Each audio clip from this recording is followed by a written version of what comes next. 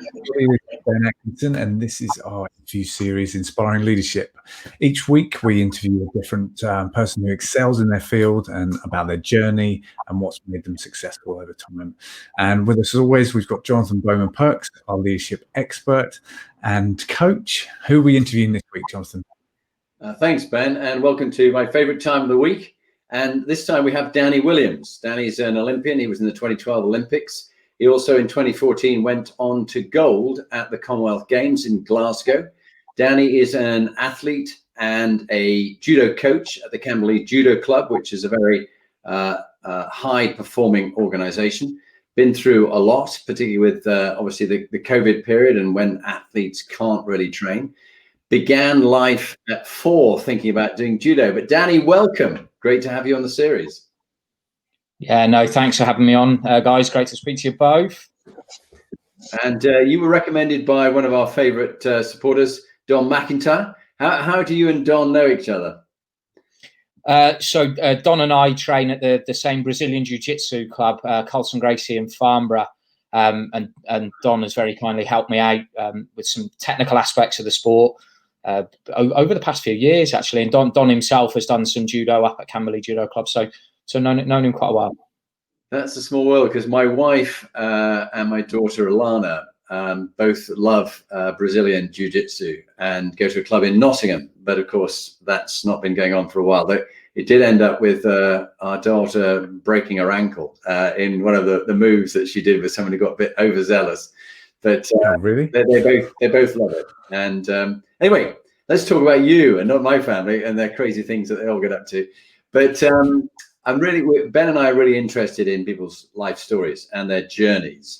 And we were discussing in the green room that you began that sort of interest in judo from the age of 4. But even before that, what was your upbringing, mother and father and grandparents and things? Tell us a bit about that. Yeah, so I grew up in Shrewsbury, up in Shropshire. And it was just me and my mum growing up. Never knew my father. There was never really a man around the house. And I was incredibly close to my mum's mother and father, obviously my nan and granddad. And when I was 4, between my mum and my granddad, it was kind of decided that I needed to go to some sports. You know, when I was playing out with the local kids on the local green, I could be quite overly aggressive and things.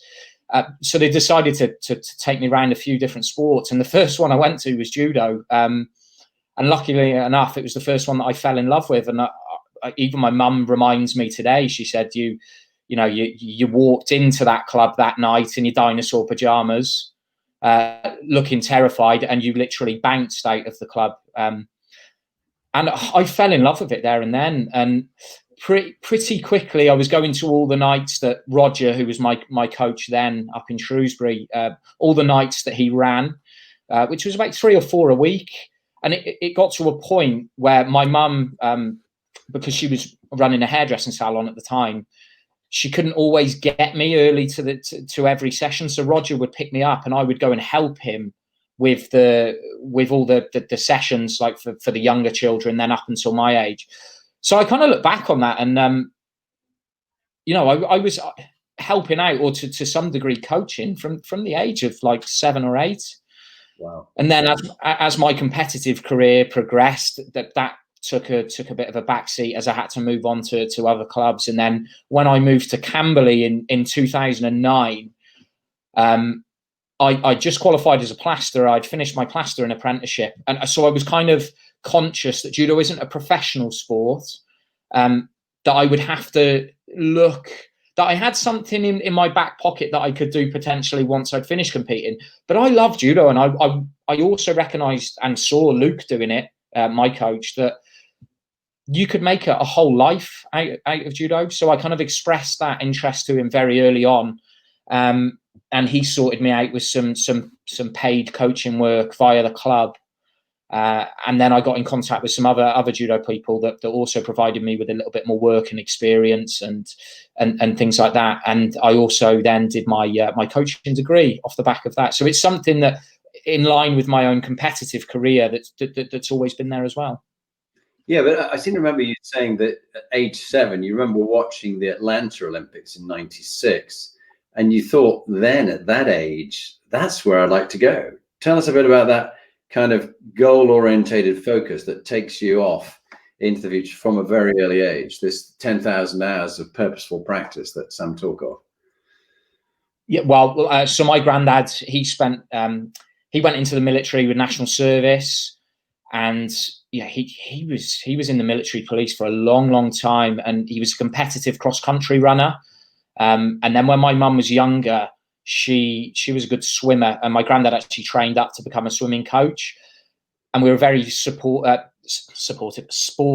family, all very driven. So kind of that the drive to do sport was there. And we watched, when I was 7, that would have been the first time the Olympics had been held since I'd started judo. And my granddad and my mum sat there and put me in front. We watched all 7 days of the judo.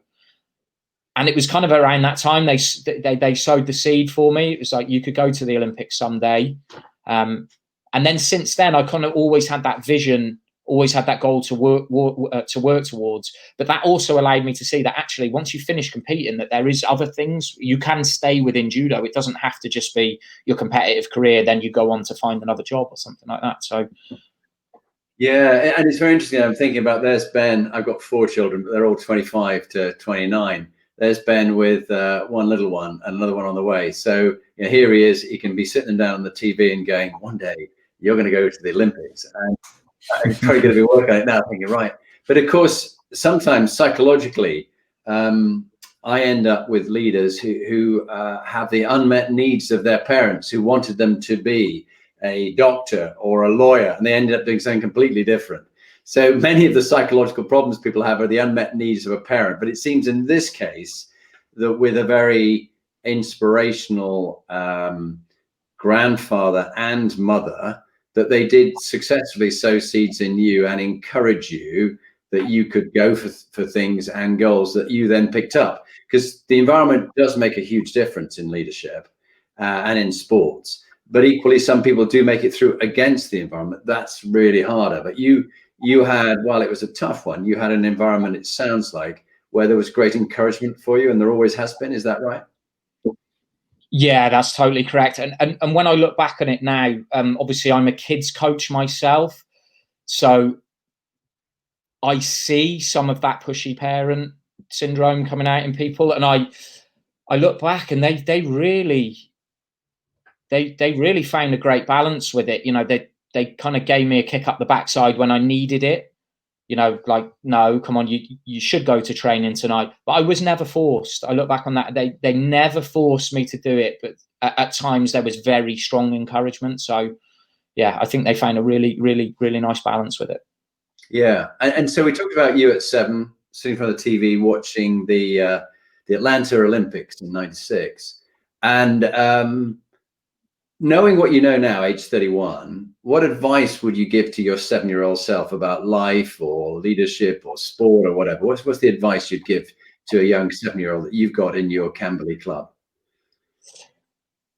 I think experience is the best advice. So, I often think of that I don't feel qualified to give anyone else advice, actually, but I can say what I would say myself. And I think the big one for me, because I was so motivated to do judo, and I had this one goal, and that was winning the Olympics, it would be to say that, mistakes are actually really important. Errors are really important. Falling short is really important, because they're the only way that you truly learn. Particularly with such a multi-dimensional sport of judo, where it's not like boxing. We're a really strong boxing nation. We're not for judo. We're not like Japan. We're not like Russia. There's so much knowledge that needs to be learned that there's only a handful of people in the country that can actually give you. And for me, I kind of look back on that. I probably expected too much of myself. I don't know if you can expect too much of yourself, but I was very hard on myself. I saw it very clearly. It was either a win or it was a loss. And I look back on that now, and when you see that process in kids or in young players, actually you can kind of see them toying with that idea of, have I lost here? But you can see that they're improving, and that the understanding starts to build. So for me, if I were to go back and speak to a younger version of myself, that's probably the key message that I would deliver. Yeah, but from my understanding and from my small amount of judo and karate that I did in Camberley when I was at Sandhurst as an officer, attitude is everything. And a big part of what you do, as far as I understand it and what I've read about you, is getting the right attitude, and that goes into leadership and business. So what have you learned about getting the right attitude and coping with failures and setbacks and some of the proud moments and the dark moments, which you could perhaps talk about as well? I think of all the different pieces that you need to be a successful judo player, attitude, I think, to be successful in anything, attitude is the most important, and it's the one that combines them all together. And I when I say I was very driven and motivated as a youngster, I was, but I wasn't very good. I only really properly got into the British team when I was 19, and I'd already been at it for 15 years at that point. But I was willing to just, I think I lost so much at a young age when I really wanted it, and it hurt me that much that I was just forced. That character building element was just forced on me. I had no choice. But to learn and to put those lessons in practice, because it was all I ever wanted to do. The London Olympics was a huge one for me. My proudest moment was opening the email that told me that I'd been selected for the London Games, because that was in May of 2012. And as we said, Atlanta in 96. I think every third thought that I'd ever had since my granddad and mum said you could go to the Olympics someday had been the Olympic Games. So wow. to open that email was fantastic. But on the flip side of that, losing in my first contest in London, I remember waking up the next morning in the village, and we were on the 7th floor, and I stood on my balcony and I was staring out over the Olympic Park, and I felt an emptiness that I'd never felt before. And I kind of realized that, all I'd ever thought about, and I'd never thought past the Olympic Games, never seriously thought past what I was going to do after I competed at the Games. And don't get me wrong, I was 23. I was still very young. I had more Olympic cycles in front of me. But I kind of realized that I got close enough to my dream. I hadn't achieved it, but I got not within touching distance, but close enough to it. I could see it, to realize that kind of all the things that I was expecting to happen, like me to really feel successful, or to feel good about myself, or I don't know what I expected. I honestly think I thought I was going to live on a pink fluffy cloud for the rest of my life if I was to win an Olympic medal. And I felt just the same. I felt the same person when I woke up the next day. And that was, I had a few months after that where I had to make some kind of personal realizations and really look at my attitude, of my approach to how I would approach my judo and my judo training, but also how I trained. So yeah, that was a massive one for me, a massive turning point in my life. Just staying with that, it's quite interesting. There was a lady called, I think, Elizabeth Santois, but Santois was the surname. First name's gone out of my mind. But she was an alpine mountain guide, and there's only 3 women who do it out of, 500 men, just 3 women. And she's tiny. I mean, her rucksack was almost bigger than her. But she wanted to become a qualified mountain guide, and strived and setbacks. And people told her, to jump across boulders and that kind of stuff. And she was small, and so some of the things that they were trying to give her to do were really challenging. But she did it. And then when she was a mountain guide, she learned a lot about goal obsession. That when you're going up the Matterhorn or some of the Himalayan peaks and things, you've got to actually say to people when it's time to let go of the goal, that you're not going to summit today. But no, I paid all this money to you to get me to the summit. No, you paid for me to keep you safe. And if we could get to the summit, we'll achieve that. But we're not going to do it at all costs where you die and I die. So we're going back down. And on the way back down, they'd meet someone else who was going past for the summit, and they said, "I don't think you should go. The weather's turning." And they went, "No, we're going for this goal. This is what we came to do." And they died. They're literally, those people and the guide all died. And she said, sometimes that's an extreme version of goal obsession, just takes you completely off it. Now, you had incredible goal obsession about going to the Olympics. What's your learning about, and you see this with young boys and girls that you're training, when they're so obsessed and they don't meet the goal, and how do they come to terms with it mentally? Because mental health is a big thing at the moment. And, you know, you must have come across this. What's your experience? I think with competitive athletes, it's always a fine line, because there has to be that element of obsession in there for you to even get close to, you know, let's say Olympic champion is the, you know, it is the ultimate goal that you're going for. It's like you have to be somewhat obsessed to, you know, particularly with judo, where you're not earning, you know, you can't justify it. That you're doing it for the money, because the money, just the big bucks aren't there. So it has to be a unique drive. But of course, that comes with an element of, there's never a perfect time to say enough's enough now. And you see so many, I'm going to keep it, you know, unique to sport, but you see so many sports people struggling after they realize that there isn't a chance anymore. Because I think while you're still competing, even if you're not competing to the level that you want to compete at, there's still that chance there. There's still, particularly with the combat sports as well, where there's always that, you know, the puncher's chance, if you want to call it. Yeah. There's always a chance there, and you kind of see people, as soon as when they actually say enough is enough, you see them really battle with kind of that grey area of where they lie and how they want to live their lives and things. And what I started doing with the kids that I coach in Camberley Judo Club was, we talk about a monthly attitude, you know, where I kind of sat down and thought, what are the real basics that I want these kids to understand about fighting attitude, but also for their outside lives as well. Because for me, every great sports person, and particularly judo, that I've ever been around, they all carry a level of baggage. And it's kind of, I think there's a point where the idea of fixing yourself through this sport is kind of that then leads to the obsession. But once you remove the sport, once you remove the plaster, you've still got that gaping wound. So It's kind of,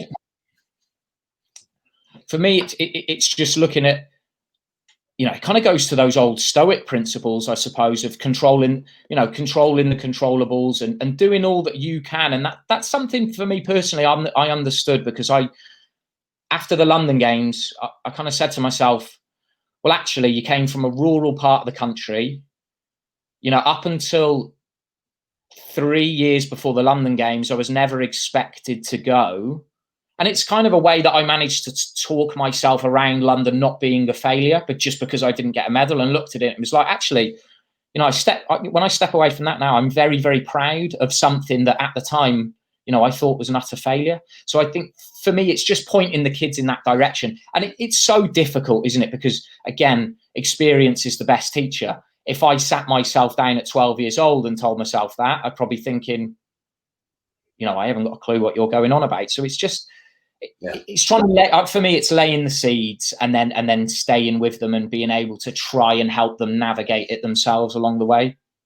Yeah, and Ben will smile, because I'm a big Stoic fan as a philosopher, a business using Stoic principles. So I'm thrilled that you're also Stoic at heart. And I'll pass over to Ben for habits. Ben, over to you. Yeah, thanks, Jonathan. And anybody that's listening, if you'd like to comment or ask any questions of Danny, please do post them up. It'd be great to hear from you. But Danny, it must have been like an amazing experience to be going to the Olympic Games in the country, in London. I've always wondered, like, what is it actually like being in the Olympic Village and surrounded by all those people and who are there to compete? It must be like just electric. Everyone there at such a sort of peak of their professional performance, and so much excitement going on. What was it like? It was monumental, to be perfectly honest. It was. I didn't really let it sink in beforehand. You know, kind of talking about that goal obsession. You know, for me, I was there to do a job. Took my competing very seriously, but after the game, like after I competed particularly, and you kind of seeing everyone else going out and competing, and you have a little walk around. It's just the scale that it's on is fantastic. But also to be in that environment where you've got 15,000 other people in like a 2 square mile radius, all driven, all motivated. You know, I think if you want to look at if you look at for someone that's interested in human behavior, it would have been incredible to see people, like at the same time, a mass amount of people absolutely focused and driven, to then people that have been preparing for this event for 4 years that are beginning to relax. So kind of, you never really saw someone that was just very level. You know, you either saw people kind of partying or people just completely in the zone, getting ready to go. It's such a fascinating experience. I bet, yeah. And that complete sort of night and day of the people who were just about to compete to the ones who've done, and that they can relax. It must have been such a massive difference between those two different groups of people. You could probably spot them a mile off, who'd already done their job. Yeah, you saw that. So they have like a few fast food restaurants in the Olympic canteen, like McDonald's particularly. And it's like when we went in a week before the games, and it was barren. Like there was no queue for the McDonald's or you know, kind of where they were just serving steak and chips, things like that. All the salad bars and the grilled meat sections complete, like you were having to queue for an hour or so to get your food. So then it literally switching 2 weeks later, the games is finished, and it's like no one's queuing for the salad bar, no one's queuing. So yeah, it was people letting their head down. So everyone's straight out of the stadium and straight to get a burger. The village becomes like it's nocturnal by the end of the games. Yeah. Oh man, must have been fantastic. Quick comment from your friend Don. He just wanted to know how you sort of stayed so humble during those experiences. Like the beauty of a competitive combat sport is you've always got someone that will knock you down a peg. and coach it, particularly the training camps you go on to. You've got coaches that are quite willing to put that in front of you if they feel you need it. Yeah. It's really important in that sense that people get cocky, don't they? Because I've done quite a bit of Muay Thai and boxing in the past, and you could tell a few people when they get a bit cocky, and then a good coach will go, all right, get in the ring with this guy, and 2 seconds later they're like, actually, I'll be a bit more humble, and it's about being a good leader in that situation, isn't it? You don't go in the room in the ring to hurt people. You go in the ring to teach them and bring them on into the sport, which is so important in combat sports. Growing up, that you sort of found that sort of that you were sort of a little bit aggressive. Did it help you sort of get control of that sort of stuff? Yes. I mean, I have a very confrontational style, so sometimes I think it could appear. Sometimes it could probably appear that I've lost my temper when I hadn't. But controlling my temper early on was definitely something that I kind of.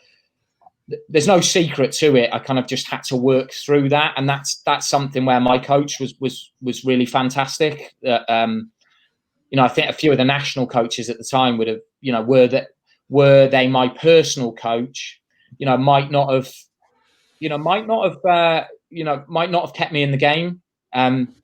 Lukey kind of gave me enough space to kind of grow and understand, and you know, he would rein me in and tell me when I needed telling. Don't get me wrong, he was very firm as well, but he gave me that space and growth to learn and work through it. Yeah. And talking about those sort of good habits that you pick up, we always talk about the habits that make you successful, and a lot of that is stuff that you pick up along the way, but that you do consistently. And we sort of break that up into healthy, wealthy, and wise. So it'd be great to know from you, to compete at that level, how do you stay healthy, both sort of physically and mentally? Is there any sort of like real sort of tips you could give us? Yeah, so I've always been a big fan of kind of looking at the goal that I want to work towards. So for the majority of my life, Olympic champion in judo, and working backwards from that. So what do I need to be? You know, I need to be very fit. I need to be very strong. The main thing, I need to be good at judo. So how do I? So that's the first step backwards. Then the next step, okay, so how do I become good at judo? We talked about the environment. Okay, I need to be with a brilliant coach at a brilliant club. How do I become fit and strong? Okay, I need to have good strength and conditioning coaches. They're going to be in that environment. Then more, that's quite a simple, that's just a one decision. I just move to that environment. That's kind of, and then all of that becomes automated for me. But then there's more the daily regime that I need to stay on top of. So my eating, making sure I'm eating the right stuff at the right times. And I would just, you know, I would look at that, look at the science behind that. And, you know, let's say, for example, if I'm training in the mornings, I want to make sure that I finished eating 2 hours before the start of that session. And I would eat similar stuff most days. I'd have the odd cheat day and things, but I'd just get it to a point where I didn't really have to think about it. You know, I wouldn't, you know, like I do like an ice cream every now and again. I just don't keep it in the house. You know, I just go to the shop every time I have that. So regards to meals, it just becomes a totally automated decision. That's all that's in the house. So that's all I eat. Yeah. So you sort of limit down the choices, so you don't make mistakes. Keep it simple. Yeah. Yeah. Well, nice. That's what they do at a BP garage, isn't it? You guys pay for your fuel, and yet you've got that array of chocolate bars next to you, and you feel, you know, you don't know where to put yourself. It's just remove that. Remove the chocolate paint of the house and you're all good. Got another couple of comments and a question from Rara. Okay, yeah. Yep. So when you're teaching judo now, can you naturally see a gifted child at an early stage, and how do you help that child go forward? Yes, you can. You can see kids that are very coordinated, that kind of think about what they're doing. But because there's so many elements to judo, to make it through into seniors, you know, they're going to have to stay involved in the sport for probably 10 to 15 years minimum. I kind of like, as long as they've got one attribute. If they've got one attribute, I always think there's a chance. And every kid is good at something. Every kid is good at something. And because we're an amateur sport as well, to be realistic, there's probably, of all the kids that I coach, 0.5% of them are going to make it through into the senior divisions, you know, where we're looking at winning major medals like European, World, Olympic. So that comes back to attitude. It's kind of, you know, if I can just install good basic fundamental principles of technique and tactics, but give them a good attitude, for me, that's enough. I'm not that. I'd be careful with the way I told the kids this, but I really don't care about them winning medals at that age. I really don't. You find some clubs, not so many, but some clubs are really driven with their kids sections. I really couldn't care. I find it more impressive that they're going to stay in the game. And make it through into those senior divisions. So. And do you have, so just looking at that habits piece, do you have like a piece of wisdom that you sort of strive to live your life by?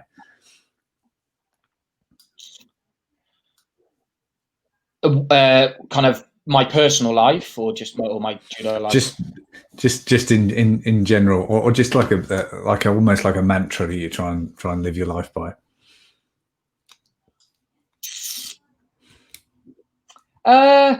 Not really. If we're on the subject of habits, I used to have the Aristotle quote framed up in my room. Was it like, habit is not an act? Excellence is not an act, but a repetition of small things. Is it? I can't quite remember what it is. It's been a long time since I had that. My granddad bought that for me. So yeah, you can tell it's been like, I've been thrown on my head. That down.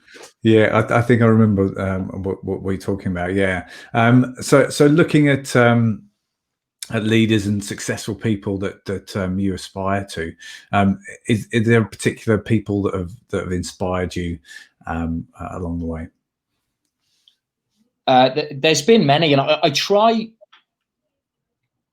and keep them as close to home as possible. Like, I try and take the key elements out of all the people around me that I really like and that I think that could fit to my, because I think being a great leader, so in my case, that is a coach, because they're the people that I look up to, and that's kind of who I aspire to be at some point. And this is something my coach always says. He says, you kind of have to fit it round your personality. Not a coaching model for one person doesn't fit another. You kind of have to fit it round. So I try and keep it as close to home as possible. I look at my mother, I look at my granddad, I look at all the good things that my coaches have done for me. But at the moment, it is my coach, Luke Preston, who's the head coach of Camberley Judo Club. And then other than that, I am interested in history. So Jonathan said about the Stoic philosophy. I look at people like Marcus Aurelius and things like that. And then I look at just the key elements of them that I really like, that I can kind of use as not so much mantras, but just little ideas of how I would like to be, or that I think would work well for me. I've been reading, I take a layman's interest in military history, reading a bit about Horatio Nelson. I've been reading a book called The Empire of the Seas by Brian Lather again lately, and kind of that goes in line with a lot of the stuff David Hartshorn was talking on your last podcast, kind of a leading by example, be the one at the front. So yeah, just small elements. And I think for me, not knowing my father growing up, that kind of pillaging, I became very good at pillaging elements of people's game or people's coaching philosophies and things like that. And I continue to do that today, but I can see it now. As a young man, I did it unconsciously, but I consciously do it now. Right. And yeah, I think that quote that you were looking at from Aristotle, I just found it. I think we are what we repeatedly do. Excellence then is not an act, but a habit. Yeah. Does that sound right? That's right. Yeah.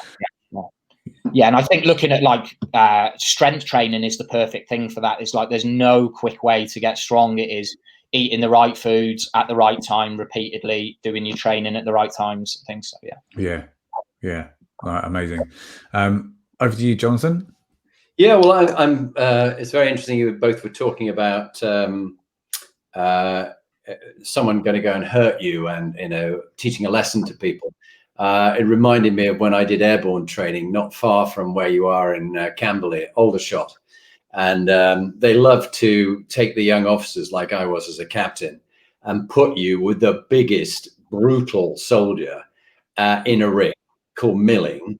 And you're in there for about, I think, two minutes. It's not very long, maybe 5. But I mean, certainly it's not long. But during that time, if you got a guy twice your size and he hates officers, you just are almost destroyed.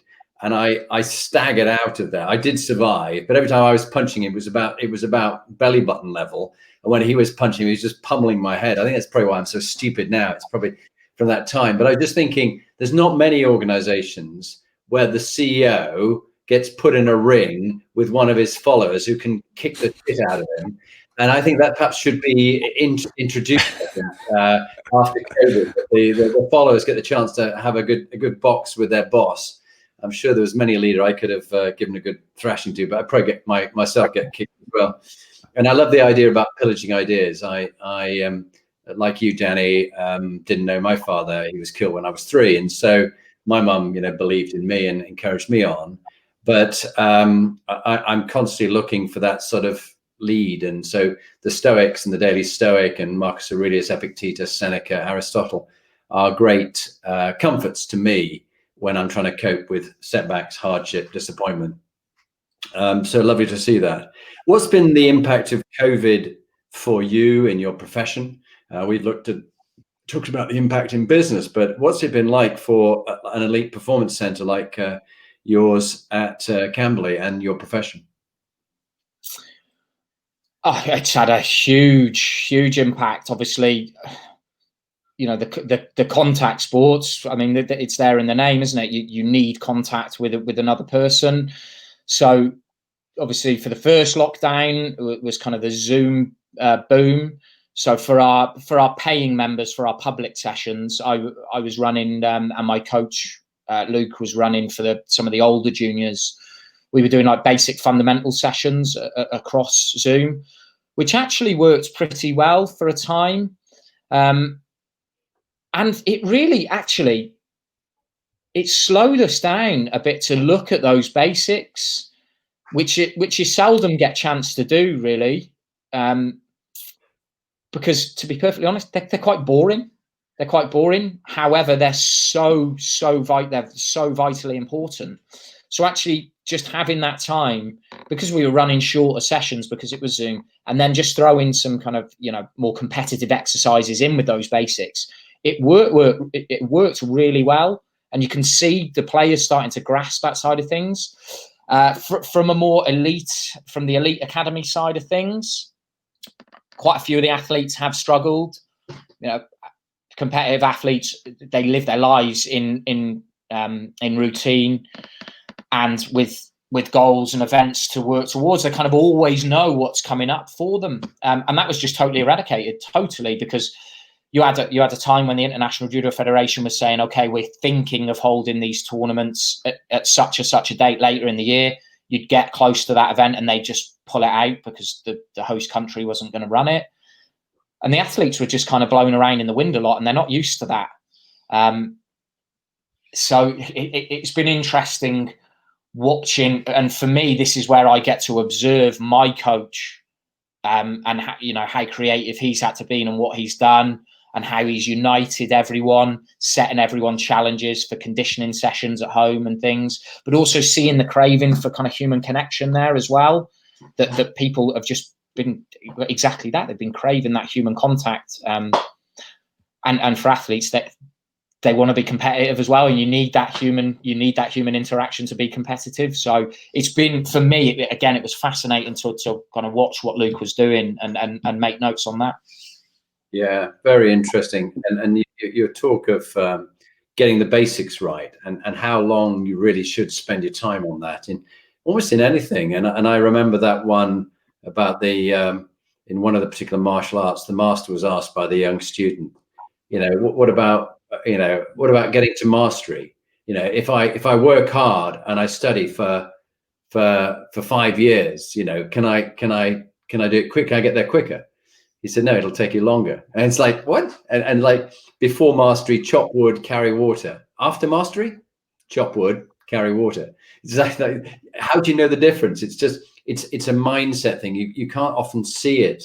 It's in your mind, that mastery, isn't it? And you've learned to conquer the mind as much as the strength conditioning and learning the techniques and things. Tell us a bit more about that. Yeah, I mean, regards to mastery, I forget his name, but there's a famous American weightlifting coach. He coached the Olympic weightlifting team in the States, and he said so he was asked on what was the key component that makes someone a champion or that can make someone great. And you're kind of expecting these inspirational quotes, and he just came out with the ability to keep themselves motivated to push through the boredom.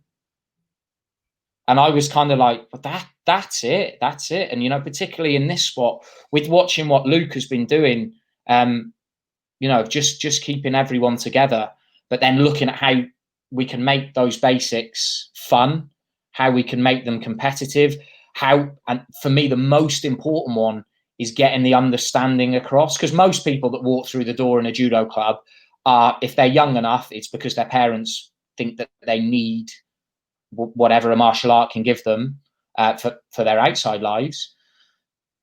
But most people want to come in there because they want to fight. They want to, they want to get hold of someone and do some sparring session. And it's just about slowing them down enough to kind of build the understanding of the importance of them. Which again, it's been put. It's not the ideal situation for it, a global pandemic, but it's given us the time to be able to do that. And of course, I'm very interested. You talked about that you have developed a fierce aggression in the when you're fighting. What about in personal life?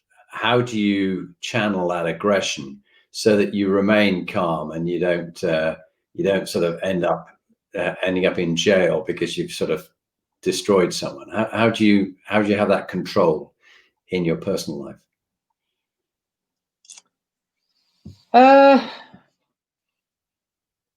Do a lot of judo.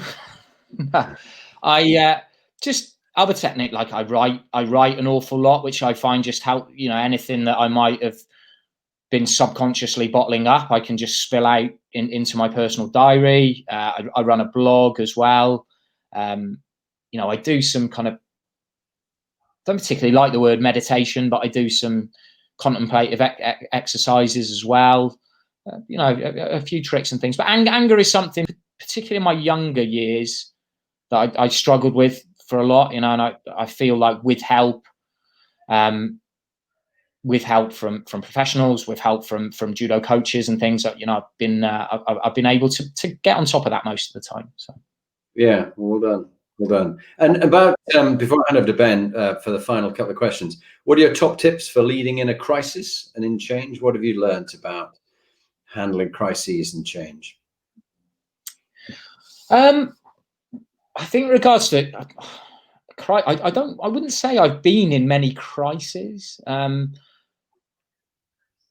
one thing I try to try and do is always analyze my first thoughts. So one example I'll give is I went to the World Team Championships in 2018 in Baku in Azerbaijan, and Great Britain drew Russia in the first round. So obviously we were fighting Russia. And on the morning of the tournament, we were told that President Putin would be flying in to watch the Russian team, which he did. So we were all warmed up. We were all warmed up, and we were kind of like in the holding pen before we were taken out, and we got delayed quite severely. And I noticed some of the coaches, the national coaches around, and I was one of the older players on the team, and they'd taken a couple of younger fighters there for experience. And I'd been reading the Stoics for a few years on this, and it's kind of that Epictetus talks about, that examining your impulse, isn't it? It's like, I think the one he uses is if someone goes to poke you in the eye, it's almost an involuntary action that you're going to pull your head away. And I think the other one he uses was the shipwreck, wasn't it? There was sailors in a storm. It's like, you're going to probably feel sick and scared, but it's like not panicking off the back of that. It's analysing that thought. So anyway, we were in the holding pen, and a few of the coaches were getting wound up. And it was like, why are we being delayed? And, almost complaining that they were basically holding the start of the tournament until Putin arrived. And, and you could kind of I could see the effect that was having on the younger fighters. And I just said to one of them, I said, look, have a look at the Russian team. And, normally they're quite stone-faced, and you could see the fear in them. And I said to one of the young lads, I said, look, actually, the pressure's not on us at all. One of the most powerful men in the world is coming to watch them win. He's coming to watch them win. Think about how they're feeling. And, I did have that for a split second, like, come on, I want to get out there and fight now. And it was, actually once I just stepped back from myself initially and then spoke to one of the young lads, it was like, actually, I feel all right now. And we ended up losing, but we've lost a very, very close match, considering, it was probably expected that Russia would come out and give us a bit of a kicking. And, we were right in it till the end. So. Well done. John says your blog is excellent and recommends people read it. It's a very good blog. So over to Ben for the final couple of questions. Yeah, that must have been a pretty amazing competition with Putin watching, and they must be pretty tough competitors. Though, with, like you said, that they got such a history in the sport. Are they the sort of toughest country that you've been up against? Russia are one of the powerhouses of modern judo. Yeah, Putin himself is a black belt judo player. Was competitive in his younger years, and I believe he became president of the Russian Judo Federation after the Beijing Olympics. They didn't medal in Beijing in 2008, and then he kind of, I think, strongly requested a few major oil and gas companies sponsor the Russian team. And yeah, since then, and he actually brought in an Italian guy who's Olympic champion himself, Ezio Gamba, and I think kind of having a neutral set of eyes on how the team was selected in Russia, they've just turned into a very powerful team, but the entire squad, the amount of depth that they can offer is incredible, really. So. Yeah. And so one of the questions we always ask is about legacy and what you sort of would like your legacy to be. I don't know if you've given that much thought yet, or no. I mean, one thing about, I find when people constantly talk about legacy, I find it to be quite ego-driven. Particularly with athletes, where your sporting career is such a short span of your life. It realistically, I'm an old judo player at 31. I don't particularly want to be talking about when I'm in my 50s. I don't plan on my sporting years being, the defining years of my life.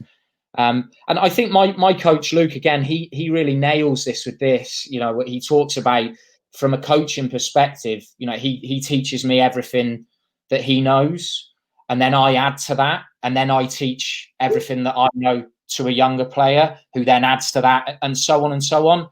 For me, if I can play my part in that process, then that's enough for me. Yeah, definitely.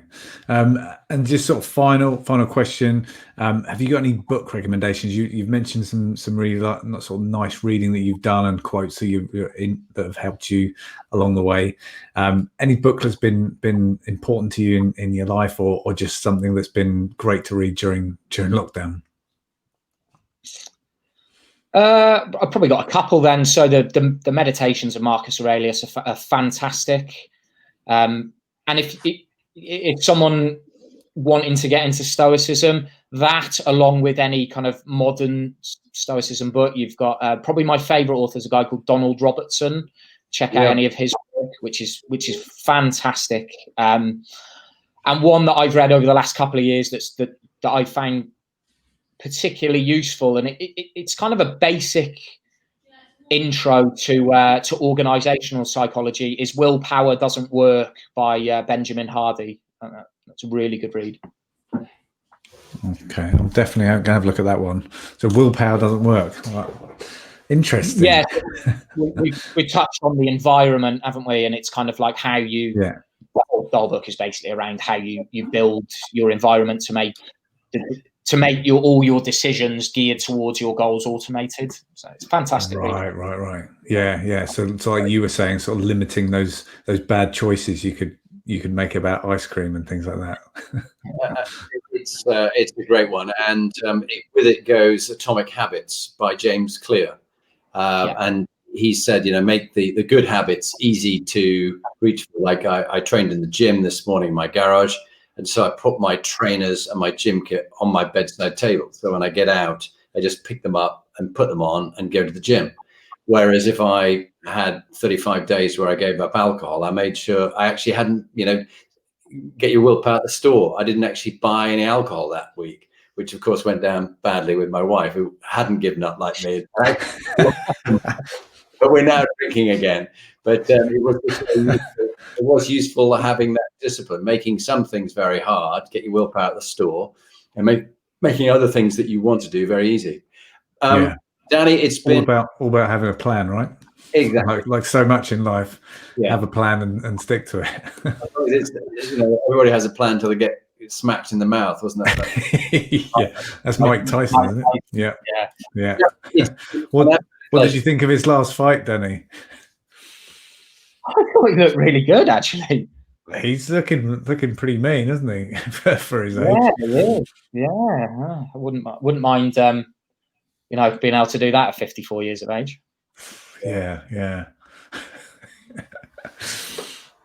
So I just really have appreciated the humility that you bring to it, the insights. I wish I had been as wise and learnt as many lessons as you had by my age of 31. I was still making some huge blunders. So wishing you every success, and the people who get you as their coach, they're very lucky at Camberley. So if you really want to be at a good club, get yourself down to the Camberley Judo Club when the pressure comes off and we can actually see each other.